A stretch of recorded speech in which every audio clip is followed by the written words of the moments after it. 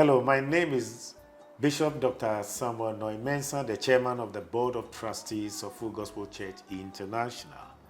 And I want to wish you a great and a happy new year, a great moment of God's blessing for our nation, for your families, and for your loved ones. Recently, by the grace of God, we went through great elections and we were able to elect our next president and the next government. And I am here to share some few thoughts about some of the things that we can all plan to do and things that we can possibly do to help one another, and also possibly what the new government can do together as a community and as a nation. So with the new government in power, what do you think are some of the challenges it will face? Definitely, the incoming government under His Excellency President John Dramani Mahama will be confronted with a series of challenges.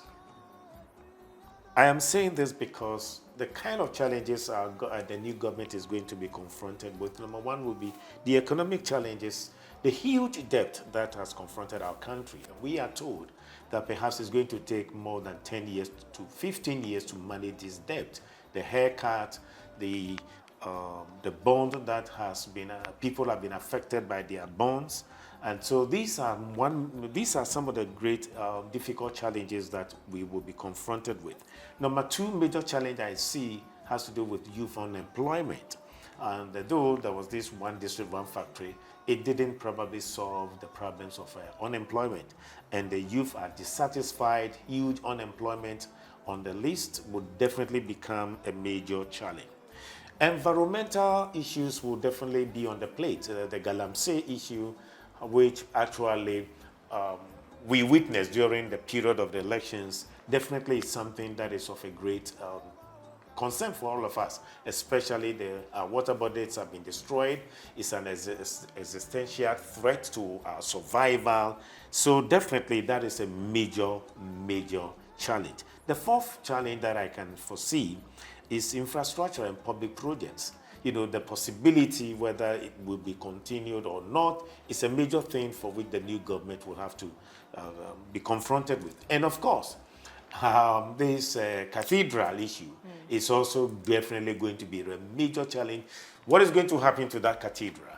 You know, so that is a challenge that the new government is going to be confronted with. The fifth one that for me is important has to do with our governance and corruption. You know, this nation has been plagued with lots of corruption issues, and therefore I strongly believe that this is something the next government definitely will be, the new government will definitely have to deal with. The create, loot, and share, family and friends government that has plagued our nation is a major challenge for the incoming government. The sixth one has to do with our education. Thankfully, free SH, I have been saying that free SHS, in my view, in my opinion, is one of the best policies in the Fourth Republic. And I want to say that again. It's on record, I've said that before. It's one of the best policies in the Fourth Republic. However, it has lots of problems that definitely has to be reviewed, reformed, and we need to work at it to improve. So that will definitely engage the new government, and that cannot be done alone by him. And I think it must be what they need to do is consensus building to be able to bring people together. So that will be some of the few difficult challenges that the new government definitely is going to be confronted with. And let me say, these problems cannot be solved in one term. We need to understand that as a society, as citizens, it may probably not be able, you can't solve them even in 2 terms, because the debt alone, we are told, will probably take us about 15 years in solving our problems and dealing with our debt, profile. Okay, so with these challenges you have mentioned, what would you suggest the new administration or President Mahama's administration would need in order to tackle them? I strongly believe if the new president, the new government under His Excellency John Dramani Mahama will really want to make great impact, thankfully, He has super majority. And so that opportunity he's having probably will never be seen again in the history of our Fourth Republic, perhaps in the next 20, 30 years. So maybe God has given him a great opportunity to transform the country. And that is his last step. So, of course, it's going to be a legacy period and a legacy era. Now, how is he going to manage these things? Forces that I have suggested, consensus, compromise, collaboration, commitment, communication, and inclusiveness. Now, so let me pick that again.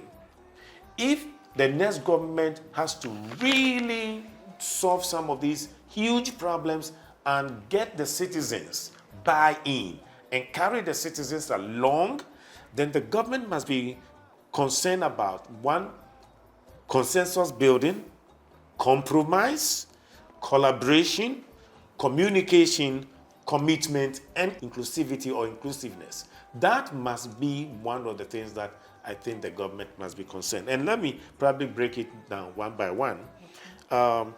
When we talk of consensus building, it involves engaging all stakeholders when he has to deal with any programs and policies. Bring stakeholders together as much as possible if you would like to carry society along. Because our country is already polarized. We are divided about this NDC and NPP. So it's a divisive nation. And one government leaves, another government comes. The government that has lost would want to wish the incoming government to fail. So that has become the challenge we are dealing with. So for me, my concern would be make sure that you bring all stakeholders together when you want to solve the problem. Number two is compromise. The compromise is the willingness for government to adjust programs. The compromise that the government would need, that the government shouldn't just say that, well, you know what, we have super majority, therefore whatever we want to do, we will go ahead and do it. But there must be the compromise to be able to adjust whatever you have planned to do, and how do you bring everybody on board. So that compromise is very important. Number three is the collaboration I mentioned, and it is the ability to cooperate with other stakeholders, other groups, civil society, private sector, so that together you will share your goals, what you really want to do as a government and how important you want to carry everybody along.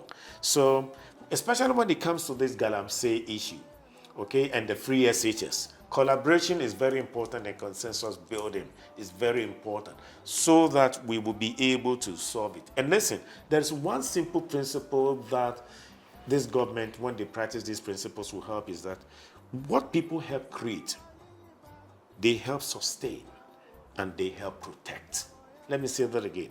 What people help create, they help sustain and they help protect. So when you bring people, collaboration, consensus buildings, all stakeholders on board, solving the complex problem of free SHS or the Galamsey issue or our debt profile issue, whatever it is, once they participate and share ideas as to how the nation would want to address these problems, believe you me, stakeholders will definitely support it, because if it is their idea and it is carried out, they will protect it, they will ensure that it will be sustained, and they will ensure that they will preserve it. So this must be a watchword for the government. Inclusive decision-making, for me, is also important. That will involve all the people, so that it would not mean the executives take the decision and force it on the people. If you want to get the support of the people, include them in the decision-making. Remember, what people help create, they help solve. And communication, there's nothing like over-communication. You see, because we are in the condition, and we are in a situation right now that we are not too sure where we are going, and the government has to now spell out the vision, the dream. This is what I want to take the people to. So, knowing the problems we have inherited, it is important government must effectively and regularly communicate with the people. Make sure that you are informing them the decisions you are taking, where you have reached, If there is a need to give them feedback so that they know at every stage where you are. It is very important that government must be sincere and frank with the people. If the people believe that what you are saying is the truth, and you are truthful with them, believe you me, they know you can't solve all the problems. I know Ghanaians know that this government can solve all the difficult challenges that have confronted us. So they know. But the question is, they want your honesty. They want your sincerity. Be honest with them, carry them along, and then together they can support you in what you are doing. Okay, so for every government that comes into power, every election season, we know citizens have a lot of expectations. How would you advise citizens to manage their expectations of the new government in order to reduce the risk of disappointment? Citizens need to manage their expectations. First of all, government should be able to explain that, look, these are the problems that have confronted us.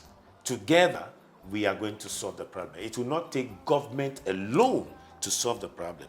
Citizens' attitude is also critical for any problem solving or for any government to help solve those problems. So we need that attitudinal change.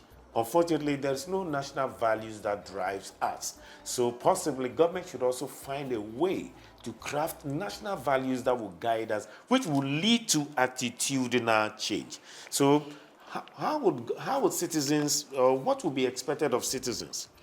First of all, we need to recognize that the promises may take a lot of time to be fulfilled, and government should constantly communicate that. Citizens should also understand that it's not even going to take 1 term or 2 terms, possibly even 3 terms, in solving the problems that we are in. We are in a deep crisis. So we need to understand that it will take time.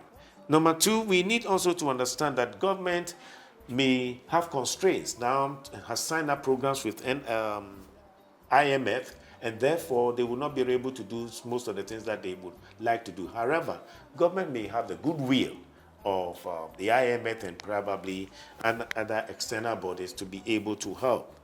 And so the third thing is that government should engage constructively, I think, public forums.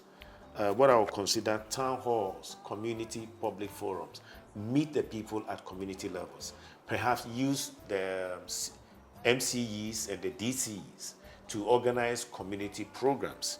The MPs also can become more or less ambassadors for the government, so that the MPs in their constituencies, they will be able to engage the citizens on regular basis where government is going, and how government wants to carry the people. Remember, we are talking about citizens' expectation. So the MPs can play that role.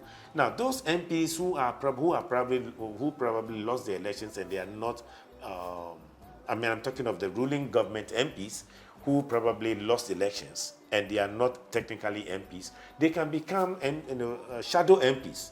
Okay, though they stood when they lost, they can become shadow MPs and perform that shadow MP's role in that constituency. Because remember, the opposition MPs, or the minority, would not become ambassador for any government, and therefore, government must use all their MPs, whether those who won and lost, to become ambassadors who would trumpet and communicate the programs and the policies of government, where government is now, where government is going, and how government wants to get the people. Constant town hall engagement, meeting the constituency, and communicating, you will definitely be able to bring the people along. And so the collaboration is very important, which I have mentioned that, and they must also communicate effectively. But we must also communicate to the people to be patient with the government. But the important thing is that these MPs must play that role to communicate and help government carry the programs by carrying the people along. So in carrying the people along, what role should broad stakeholder consultations and citizens play in addressing the country's challenges? I think number 1, they should be included in policy formulation and policy discussions. It's very important if you really want to get the buy-in of the people, include them in your policy engagement, policy formulation, and your policy agenda. Everything about the policy cycle, include them, carry them through, get them involved, get their buy-in. And I think that is one of the mistakes of the previous government in the free SHS program. They weren't listening to the major players, and they weren't listening to parents, not listening to the school authorities, listening to established institutions. And it was like half of the community or half of the citizens were not part of this whole program. So the point is that government, you have a policy, you want to do something, but you cannot be effective without engaging the people. So include them in the policy formulation. And then number two, there must be an accountability. Citizens and stakeholders definitely want to monitor government activities. And so be transparent. Government must be transparent as much as possible. Government must be open as much as possible. The new government must be honest with the people as much as possible. They know you are not a magician and you are not a God to really turn things overnight. But they don't expect you to solve all their problems. However, they expect you to be sincere with them. They expect you to be transparent with them. They expect you to be honest with them. And so the citizens will definitely want to expect some level of accountability. Number three is about the collaborativeness in solving problems, a collaborative problem-solving process, because you can't tackle all the problems all by yourself. For example, this Galamsey issue, you need both the local communities, the NGOs, all major stakeholders to solve this problem. So that is what government would do. And the fourth thing I would suggest is to promote social cohesion. We are a divided society. So how do you bring people together? All right, so that together they will own the problems and help solve it. So these are some of the things that I believe if government will get stakeholders to be involved. You see, stakeholders may want to be involved, but you should set the agenda. You should create the environment. Because I would like to be involved in doing something, but if you're not throwing invitation to me, then everybody will just look at you. That, okay, go solve your own problem. So the government has to create that environment of inclusivity, environment of inclusion, environment where the people must be part of the governance system. Because this is a problem we are dealing with. How can we all together move to the destination that we desire? How can the media promote national interest beyond NPP, NDC divisions? I think the media definitely must start focusing on government programs, government policies, and move away from these political discussions, partisan discussions almost every day of the week. It appears the media seem not to have any agenda of what they want to do. And if there is no political discussions, it appears like then there is no program on air. Sometimes when you talk to these media people, they say, well, that's what the people want. They want this debate between NPP and NDC. But it's not helping us. What I think the media should start focusing on, if there is any policy discussions, don't bring in the party faithfuls. Don't bring in the political parties, because definitely they are not going to say anything different. They are going to support whatever is the policy by government, and then the opposition is definitely going to also shoot that policy down. What is being done in most developed nations is that, one, get experts, subject experts on any particular policy. Okay, so on any particular policy, get subject experts to discuss it and to prefer some solutions to the policy, than to bring in these same politicians who would, for the ruling party, they will defend it, and for the minority party, they will oppose it. That is never going to help us. So I think the media should move away from these policy discussions based on the political parties. And then they should also look at things objectively in their discussions. They should avoid sensationalism and ensure that they cover things that will promote national development. Our media should focus on national development But the emphasis is to move away from political issues. When they focus on national development, then they will be able to help our government move things forward. I think the third thing they should also consider is to educate the public on governance and accountability. Hold the government responsible. Hold the government accountable. Okay? It's very important that the media should do that. And they should also provide a platform for other alternative voices. So the most important thing is that for once, the media should move away from partisan conversation. Focus on national development, national issues, and bring subject experts to discuss issues that will help the government develop some ideas and to move the nation forward. So as we draw the curtain on our conversation, what key characteristics should political leaders exhibit to effectively serve the people and to put Ghana first? I think, first of all, political leaders in government and even political leaders who are not even in government, number one, must exhibit integrity. They must have integrity. They must have the standard to be transparent and to be accountable to the people. And so they must set that right example. Okay, so number one is integrity. Your yes must be yes, and your no must be no. Number two, people want to see patriotism in our political leaders. All right? So you can't tell the people to tighten their belt when you are not tightening your belt.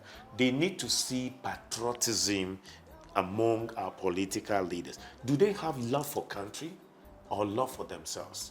You know, we have seen political leaders who have come and gone, and in the previous system where most of the people who were occupying political office were not patriotic. They were not just thinking about a country called Ghana. So we, want to see that patriotism. Number three, they need to demonstrate that they have a vision and they are able to solve the problems of the nation. Where are they taking the nation to? Strategic thinking, critical thinking, thinking outside the box is very critical for any political leader. So we expect that from them, to have a strong vision, a compelling vision that will tell us this is where the country is going in the next 4 years, or in the next 10 years, or in the next 15 years. We want to also to see empathy and compassion from our leaders. Do they understand the people? Do they identify with the people? Do they feel the pains of the people? Are they in the shoes of the people? You see, when people begin to see that these leaders are setting these examples, you know what? They will definitely understand the challenges you are going through, and they would like to cope with you. But if you are trying to award yourself all the perks that goes with your office, and you are asking them to sacrifice, they will not be able to sacrifice. That is when other stakeholders will demand that their salaries must be reviewed, because you want your salaries to be increased. You are driving Porsche cars. You want all the comfort, and yet you're asking the people. You want probably professional bodies not to also to have their comfort. No, they will also demand their pound of flesh. So, but when you identify with them, and then you realize that then they can also support you. Now, the fifth thing we want to see among these leaders, they need to be courageous and be decisive in their decision taking. It's very important. Thankfully, the president said that he's going to work on the ORA, the Operation Recover All. I think it's something that our president should strongly work at it. That if people have literally created and loot and share and have really wrecked the nation, definitely they must go for them and then get the law to deal with them. So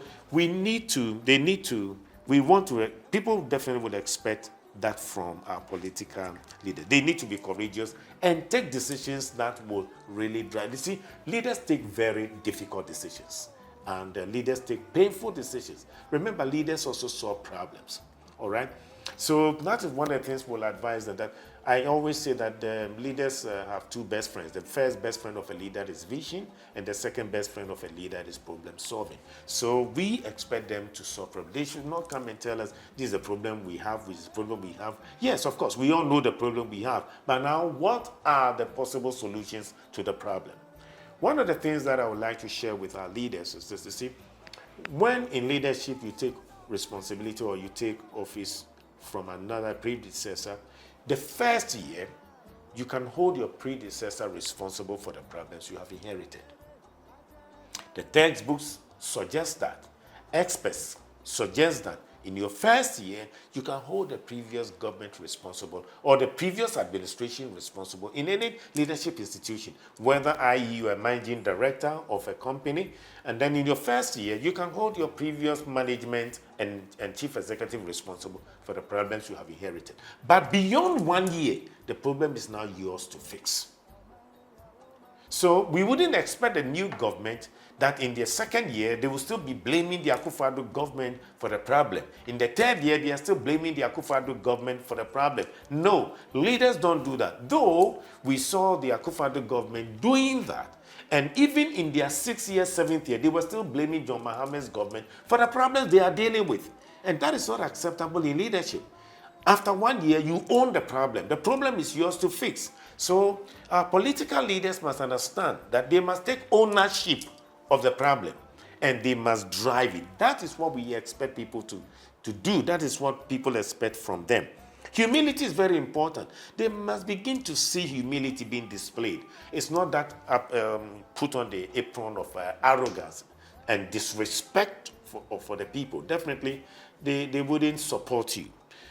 The number 7, accountability will be expected from them. The need that they are accountable to the people. They must understand that they are in this office to serve the people. And of course, the ability to communicate is very important. I would say that they need to be resilient. They need to show toughness that, hey, we are capable and we can solve this problem together. They must also include people. Don't say that, well, we have supermajority, so the rest of you, they don't matter, they don't care. They must care enough to include everybody to drive us to our destination. And of course, they must show the 11th point is that they are ready to deal with our environmental problems that we have. We want to see creativity, and innovation from the leaders. Leaders must come out with creativity. They must think outside the box. Finally, they must take ownership of the problems that we are talking about. Because when they do, then they can really transform the society. But remember one thing, as I said in my concluding statement, that definitely what people help create, they help sustain, they help support and protect. I think if I have to conclude this, my observation and advice and things that I like to share with the new government, political leaders must learn to listen more to the people. At least the recent elections now has taught them a lot of lessons. They must learn. But unfortunately, the politicians still don't learn. They still don't learn. But number 1, they must learn to listen more to the people. Number 2, they must also try to accommodate internal different opinions in their political parties. Though they have supermajority, people must not just be yes people.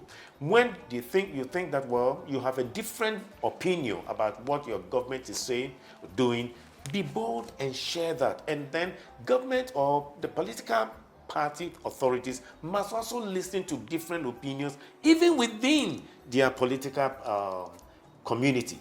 Because if you don't, you will face the wrath of the people at the ballot box. Okay? The third is that put the interests of the people at heart. It's very important. In this new government, let people be at the center of decision making. Number 5, put Ghana first. Number 6, avoid the arrogance of power. The results of this election sums it all. Avoid the arrogance of power. Number 7, be honest with the people. That's my concluding statement. And number 8, carry the people along with you in this difficult path. And for me, number 9, I will say that to His Excellency John Dramani Mahama, it's your legacy era. God has opened the door for you for 4 more years. Everything you are going to do and every decision you are going to take is a legacy era for you. Let the people remember you, that you brought a reformation to the country because God gave you a super majority to bring transformation. This golden opportunity definitely should not be missed. and a respect for the people will definitely lead all of us to the destination that we desire. So let's remember one thing: what people help create, they help sustain, and they help support and protect. So let the new government engage the people, get them involved, so that together we will own the problem and we will help create it, sustain it, support it, and protect it. Thank you very much.